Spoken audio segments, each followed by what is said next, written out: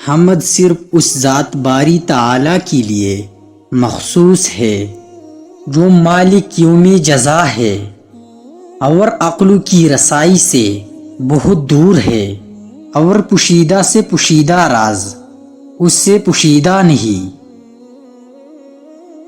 مظلوموں کا انتقام لینے والی اور صابروں کو اجر عظیم دینے والی ذات صرف اور صرف اللہ ہی کی ہے۔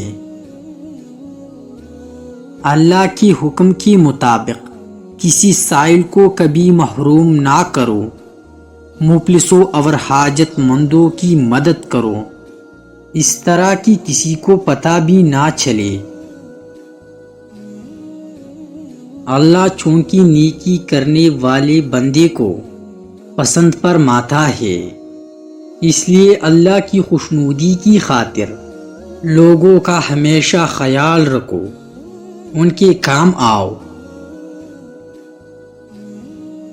علم عقل کا رہنما ہوتا ہے اور عقل علم کی ترجمان ہوتی ہے، اور یہ اپنی ذہن نشین کر لو کہ علم ایک بہترین محافظ ہے۔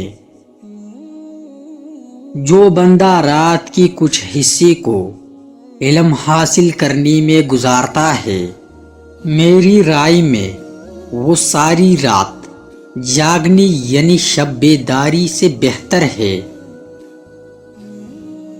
عورت کو پانا ہے تو اس کی کمزوری کو پکڑو۔ گوری رنگت والی عورت کی کمزوری دولت، سانولی رنگت والی عورت کی کمزوری تعریف، جبکہ کالی رنگت والی عورت کی کمزوری محبت ہوتی ہے۔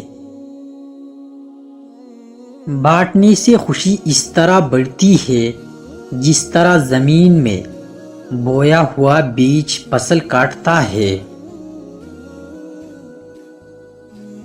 جب موت آتی ہے تو یہ 5 چیزیں ظاہر ہونا شروع ہو جاتی ہے۔